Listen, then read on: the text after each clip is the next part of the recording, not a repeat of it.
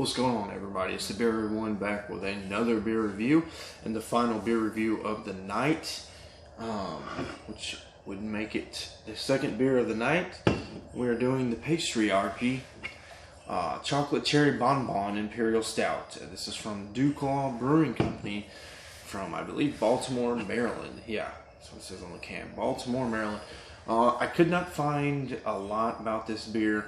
I did go on their website just prior to this video, and I get the idea, you know, I see Duclaw on shelves, and I get the idea that they're one of these breweries that doesn't really focus on flagships. They just make a lot of beer, and they're pumping out different kinds of beers all the time, which is fine. I like those kind of breweries.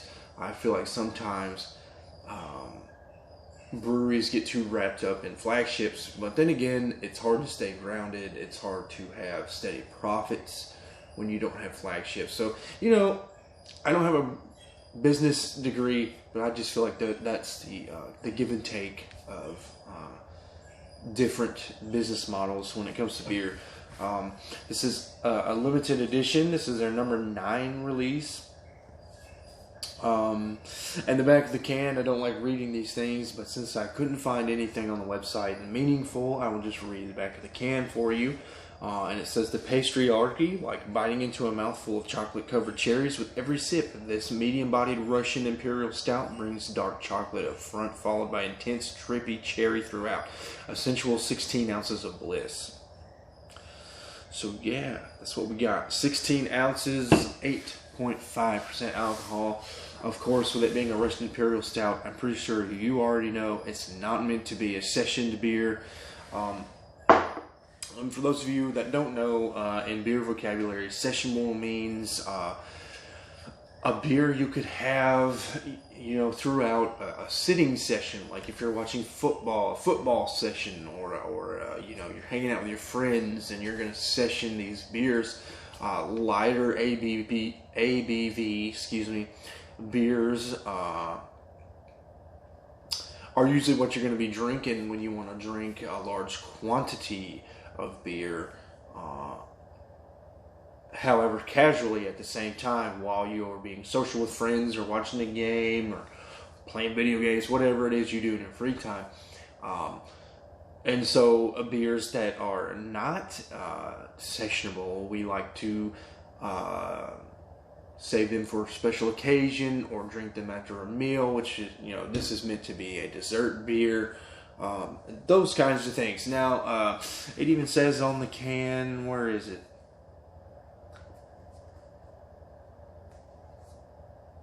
Yeah, it's right here. Rules be damned. So,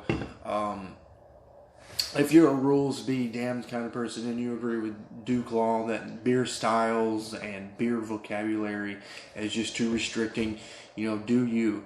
I'm just the kind of person, I like to compartmentalize and organize everything in my life, so I appreciate labels and rules and stuff. Sorry, I went off track and hit a rabbit trail. I don't know where they came from, but yeah, this thing's pouring out like, you know, more like black tea, not quite motor oil. I am seeing a lot of brown with the light shining through. Decent head there. Looks like a very dark brown, you know, very dark brown. Probably deeper than my mythical chocolate milk brown color. A lot of small bubbles. It is,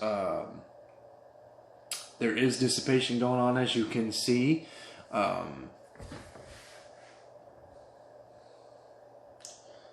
mean, this beer is a stout. If it looks like a stout, smells like a stout, tastes like a stout, chances are it's probably a stout. And I say that to say I don't know what else to say about a stout.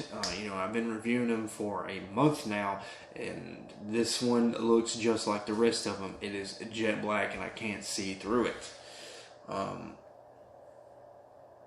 Is it volatile? Probably not. I don't see any bubbles going on. There is no sediment, at least to my knowledge, in this beer. Just based on appearance, it looks like a classic stout. I can see a little bit of legs going on in here. I don't think this thing is going to lace very well. It looks like the head is washing away on the glass. Alright, I'm going to have to, this is a very, I don't want to say a very delicate, but it is somewhat of a delicate nose. I did get the coffee and the roast, of course. I get, I guess people that have smelled fruit before, which is basically everybody on this planet just about, you know you can smell tartness. I hate to say that I can smell tartness, because it's really something you can taste, but I can smell just a sharp tartness, and I think that's coming from the cherries. Yeah, it smells dark chocolatey, very dark chocolatey. And then just a slight tartness that I'm pretty sure is coming from that cherry. So it is as advertised. I was hoping for something a little more complex in the aroma, just judging by the marketing on this thing. But it is as advertised.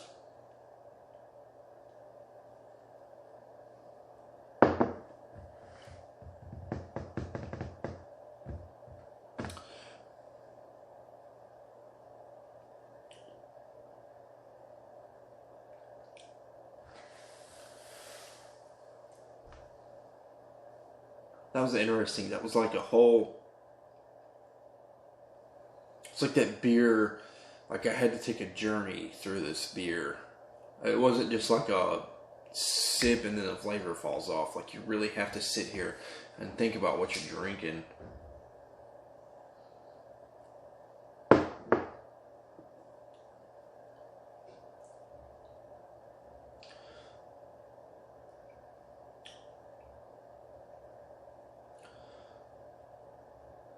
So this thing is a roasted imperial stout, but I feel like the coffee and the roast component is very cohesive with that chocolate. It almost comes off as one flavor, as if it's just a bitter chocolate, as opposed to like separate coffee and chocolate. Let me go in again just to make sure that's what I'm articulating.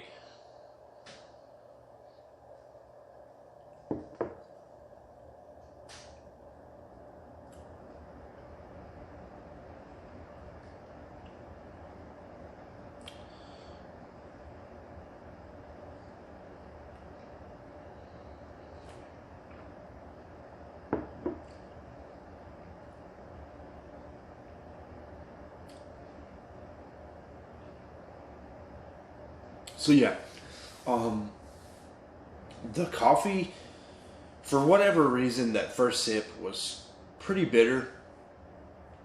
But as I'm drinking it, and I guess as the beer is warming up, that chocolate's really come through, and the coffee and the roast is really cohesive. It kind of melts together with that chocolate and makes it come off as more of a really dark chocolate, as opposed to separate coffee and chocolate.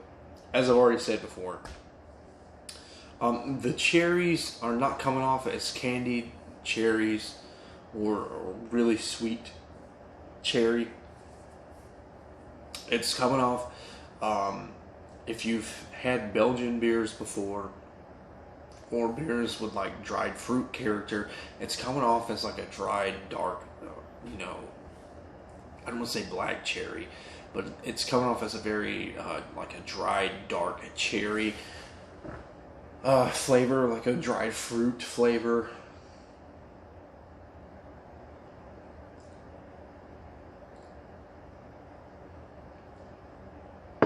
But it's real subtle, at least for me anyways. I'm not picking up this, or they put it on the can, intense drippy cherry throughout. I'm not getting tons of cherry on this thing as advertised. What is the age on this thing? So this beer was brewed, or at least it was canned. I don't know about brewed. It was canned on October 31st, so Halloween, 2019. And that's what would that make this beer? November, December, January. Yes, I don't know how to do basic math when it comes to the calendars, but we're just about 4 months old with this thing. I don't feel like 4 months old is all that old for a Russian Imperial Stout. However, maybe that's affecting the cherry component. So if you were to have this beer fresh, maybe there's a whole lot more cherry in this thing. However, if it's fresh, I feel like the chocolate, or not the chocolate, I feel like the bitterness from the coffee and the roast, with it being a Russian Imperial Stout, might be a little more pungent if it was fresh. Could be wrong. I just that's just me thinking out loud.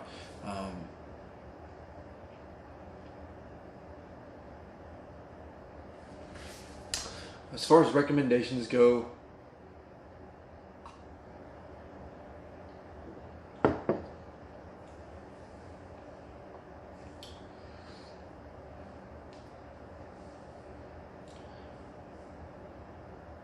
personally,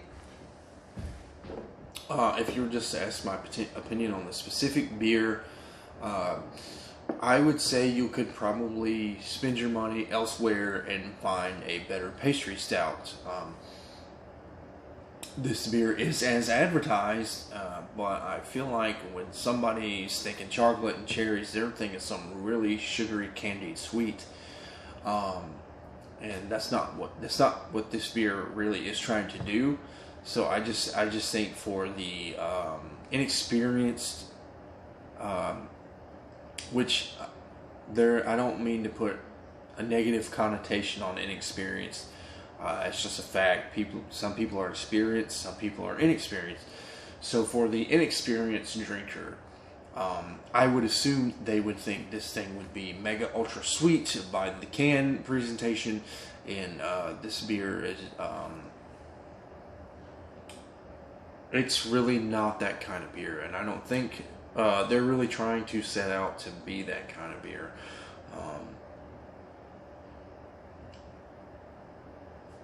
However, I think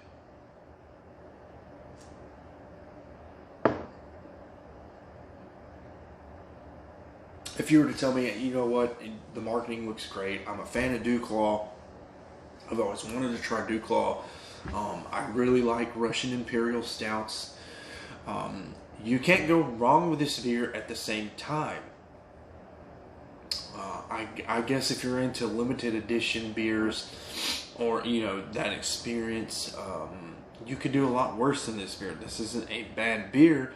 I just think when it comes to price for quality for price,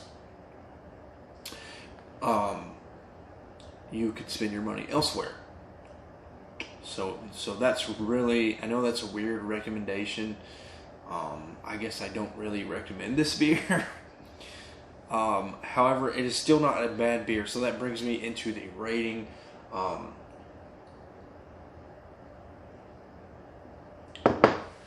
This beer was made really well. So I'm going to give this beer 2 ratings, just because I feel like my personal preference isn't really lining up with the quality of the beer. This beer, I think, if I was to look at it objectively, let's say I was judging this beer at a competition, I would give it upwards of a B+, A-. I think it's a quality beer.